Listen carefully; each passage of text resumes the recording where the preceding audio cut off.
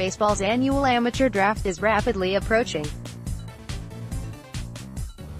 The three-day event begins Monday, June 4th, and will cover 40 full rounds plus 4 shorter supplemental rounds for free agent compensation and competitive balance picks.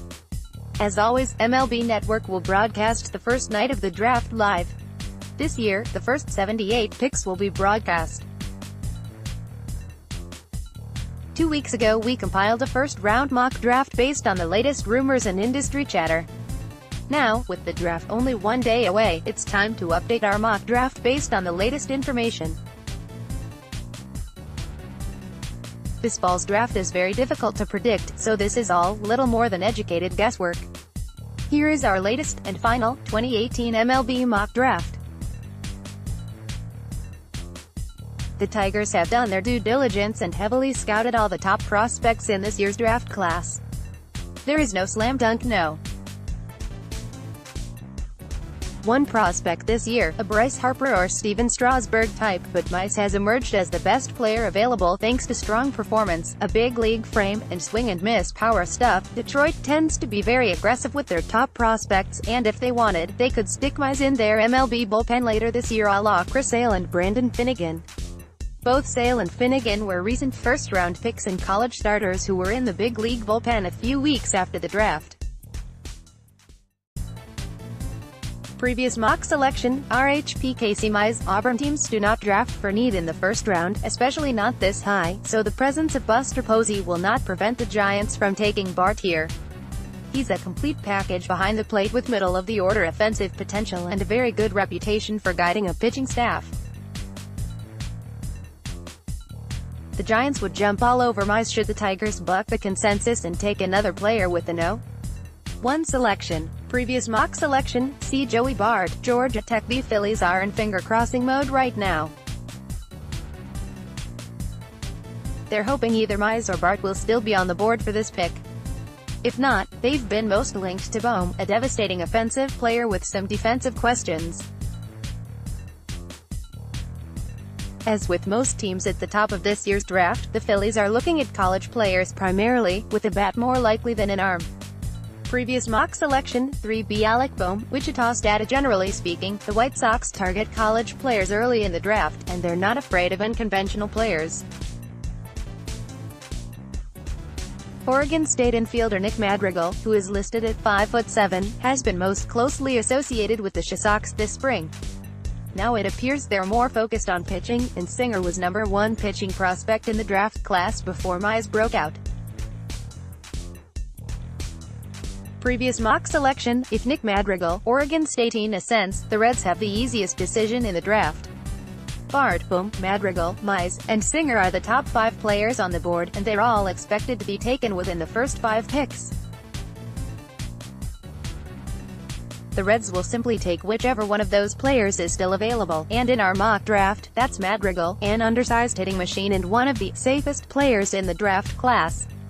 Previous mock selection, RHP Brady Singer. Florida Mets tend to go after top college performers high in the draft, and after being connected to college bats for weeks, it appears their focus has shifted.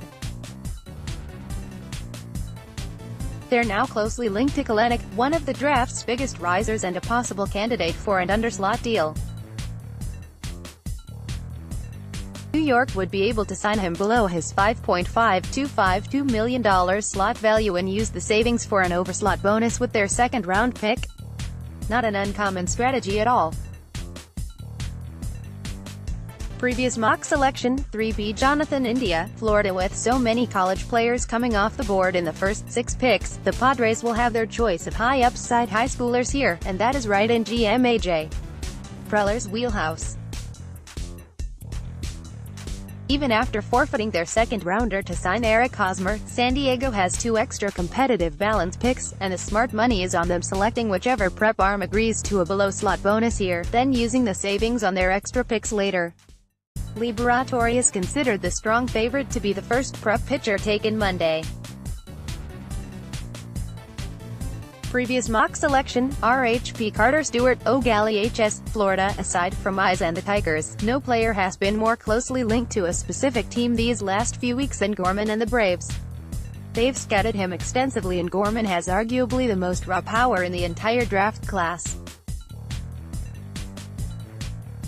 If, for whatever reason, one of the top college prospects is still on the board here, the Braves would pounce. Previous mock selection, LHP Matthew Liberatore, Mountain Ridge HS, Arizona. This would be a dream scenario for the Athletics, who would want upside and would prefer a college player over a high schooler. India is one of the top all-around hitters in the draft class, and he's athletic enough that whichever team drafts him may have him start his pro career at shortstop. A position player is more likely than a pitcher here. Previous mock selection, 3B Nolan Gorman, O'Connor HS, Arizona. The Pirates have been in on high school pitchers all spring, and getting Stewart here would be a fine outcome. He and Liberatore are the top two prep pitchers in the draft class, and Pittsburgh would be happy to take either guy here. Stewart is a high-upside righty with a power arsenal and a big 6'6" build that looks cut out for 200-inning seasons. Previous mock selection, RHP Grayson Rodriguez, Central Heights HS, Texas. With both Stewart and Liberatore off the board here, the Orioles move on to take Wynn, third on their prep pitcher board. They've been in on all the top high school pitchers after being connected to college arms previously. The O's haven't had much success developing pitchers lately, but they keep trying, and they keep drafting kids with considerable upside. Win fits. Previous mock selection, LHP Shane McClanahan, South Florida. The Blue Jays have been in on college pitching all spring, and, in our mock scenario, they'd have their pick of anyone except Mize and Singer here. Stewart was a potential top 10 pick coming into the year. He was a possible top 5 pick at one point, though an inconsistent spring has him sliding down draft boards. He offers as much pure upside as any college pitcher in the draft class aside from Mize and Singer. Previous mock selection, RHP Logan Gilbert, Stetson. The Marlins are difficult to pin down because they have new ownership and a new front office, and thus no real track record when it comes to draft preferences. McClanahan is the best player still on the board here.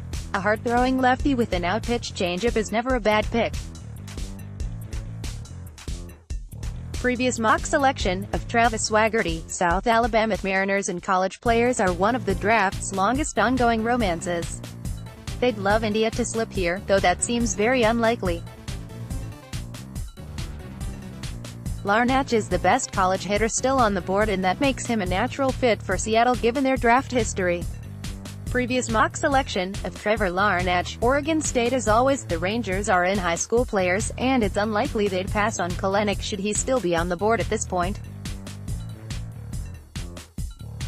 Texas could be the stopping point for Stewart as well. Since both have already been taken in our mock draft, Weathers is the pick here. He's the son of former reliever David Weathers and is as advanced as you'd expect the son of a longtime big leaguer to be. Previous mock selection, of Jared Kelenic, Waukesha HS, Wisconsin. With 3 extra picks and a large bonus pool, the Rays are in position to get creative here.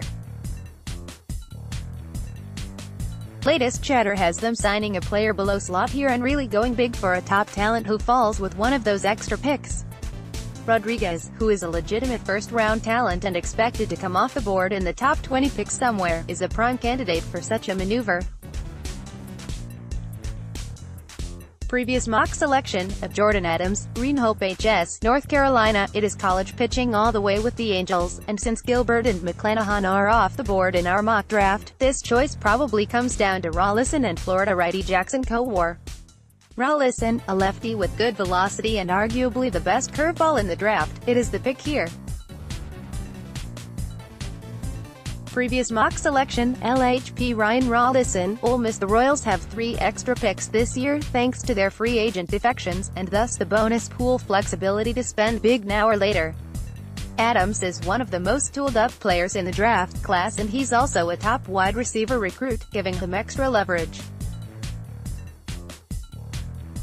Kansas City is one of the clubs best equipped to meet his bonus demands. If Adams is still on the board after this pick, he'll either be a target for a team with extra picks and bonus pool space, or he's going to college. Previous mock selection of Connor Scott planned HS, Florida. Gilbert or McClanahan would be the ideal scenario here for the Cardinals, who did not pick until the third round last year after forfeiting their first-rounder to sign Dexter Fowler, and 2 other picks as part of the hacking scandal. They've been closely linked to college arms this spring, and Coor is the best still on the board here. Previous mock selection, RHP Jackson Coor, Florida. The Twins have gone heavy on high school players in recent years and, at this point, Scott is the best prep hitter still on the board. He's a potential 4-tool player. There are some questions about his long-term power potential, with the kind of high-end tools and athleticism Minnesota has been targeting in recent years. Previous mock selection, LHP Ryan Weathers, Loretto HS, Tennessee. The Brewers are one of the most predictable teams when it comes to the draft. They use a very straightforward, best player available approach with no regards for bonus pool shenanigans or anything like that. The best player still on the board in this mock draft is Rocker, who had a chance to go into the top 10 to 15 picks before a few uneven outings late in the spring. Previous mock selection, RHP Kumar Rocker, North Oconee HS, Georgia. Although they tend to focus on pitching in the early rounds, the latest buzz has the Rockies on high school position players, and they've been all over Seigler in recent weeks. He's a pop-up guy, meaning he's raised his draft stock considerably in a small amount of time leading up to the draft. Hard to argue with a switch hitting and switch throwing catcher who projects to provide offensive and defensive impact. Previous mock selection, C. Anthony Seigler, Cartersville HS, Georgia. Tour rank checks all the boxes for a top Yankees draft pick. He's from Southern California. He's an athletic up-the-middle player, and he's a top talent who slipped down draft boards. The Yankees usually focus on those traits. Tuareg went into the spring as the best high school prospect in the draft class and a potential #1 pick candidate. He hasn't had a great senior season at the plate, though his top-notch tools remain intact. Previous mock selection, RHP Cole Winn, Orange Lutheran HS, California. The Cubs have 2 extra picks this year and thus extra bonus pool money, though they are late picks after the second round, meaning it'll be tough to use them on a top talent that falls. Rather than take a below-slot player here and spend big later, the Cubs could spend big now and save later. Hankins has considerable upside and at one point was considered a potential top 5 pick. A shoulder issue slowed him earlier this spring though, which took a bite out of his draft stock. This is a spot for the Cubs to land atop of a draft talent near the end of the first round. Previous mock selection, RHP Ethan Hankins, Forsyth Central HS, Georgia. Given the available players at this point, a college bet seems most likely for the Diamondbacks, and McCarthy is one of the better college hitters in the draft class. He has a great track record at a top program and also showed well against elite competition in wood-bat summer leagues. McCarthy or a similar college bet here could give the D-backs some draft pool savings to use later. Previous mock selection, SS Bryce Turang, Santiago HS, California. Few college hitters in the draft class can match Beer's track record of excellence, and when picking late in the first round, the Red Sox tend to target high-end ability rather than well-roundedness. Beer can really hit. There's a good chance his long-term position is DH, however. Boston is the type of team to bet on the bat, and let everything else figure itself out. Previous mock selection, RHP Mason Denneberg, Merritt Island, Florida. It is not out of the question that Swaggerty could go in the top 10 picks. He had been considered one of the top college hitters in the draft class all spring, but a rough showing in the Sun Belt Conference tournament has hurt his stock. The Nationals almost always go after top players who slip, injuries, makeup, etc., and grabbing Swaggerty here is right up their alley. Previous mock selection, RHP Mike Vasile, Boston College HS, Massachusetts. The Astros are reportedly taking an analytics-heavy approach to this year's draft. They're said to be focusing on underlying skills like spin rate and exit velocity. Schnell is a late riser this spring and he has a well-rounded game that checks lots of boxes. He has speed, pop in his bat, and good defense. Previous mock selection of Nick Schnell, Roncalli HS, Indiana. The Indians have an extra pick and some money to play with here, and they've mostly been connected to high school position players. Edwards fits their usual profile as a top-of-the-line, up-the-middle athlete. In this case, Edwards is maybe the fastest player in the draft class. He knows his game as a switch-hitting leadoff guy.